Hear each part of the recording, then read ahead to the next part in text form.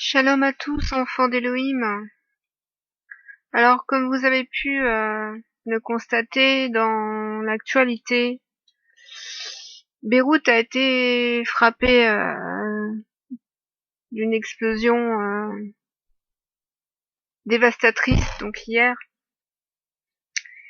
Et quand j'ai vu cette information, cela m'a quand même interrogée en ce qui concerne eh bien la parole de Dieu, en ce qui concerne ce que Dieu dit du Liban dans sa parole. Quand j'ai vu cet événement, je me suis interrogée car je me suis souvenue des versets qui parlaient de la gloire du Liban. Lorsque l'Éternel parle de la gloire du Liban.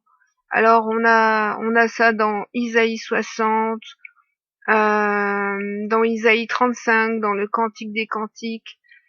En fait, l'Éternel parle de la gloire du Liban. Et quand j'ai vu ces images aux actualités, je me suis dit, mais Éternel mon Père, où est la gloire du Liban? Tout le Liban est détruit. Et, et finalement, il faut pas oublier que le Liban fait partie des limites de la terre promise. En fait, le Liban, dans la parole de Dieu, est la terre d'Israël.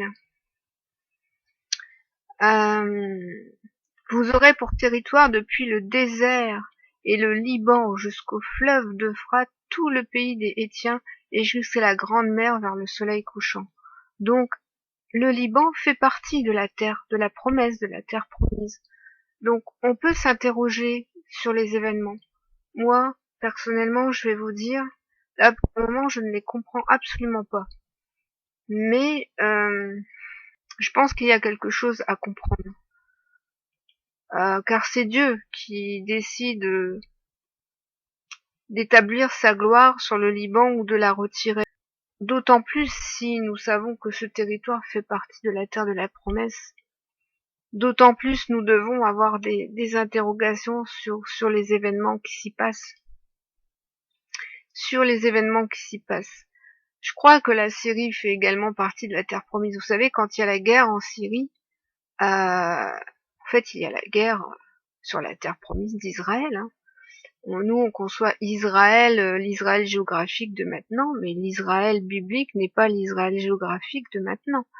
Donc, nous savons qu'il y a même des soldats, des armées, des batailles dans le désert du Sinaï, hein, depuis la guerre de Syrie. Donc, tous ces événements-là doivent nous interroger et nous amener à une certaine vigilance sur ce qui se passe. Parce que il peut très bien parfois se passer des événements que nous ne comprenons pas, mais qui ont peut-être une signification biblique, prophétique,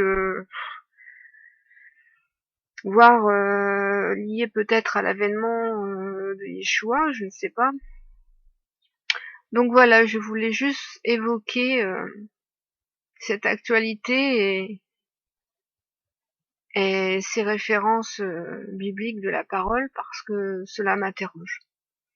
Donc si certains d'entre vous ont des informations, des révélations concernant cela, les commentaires sont bien sûr les bienvenus.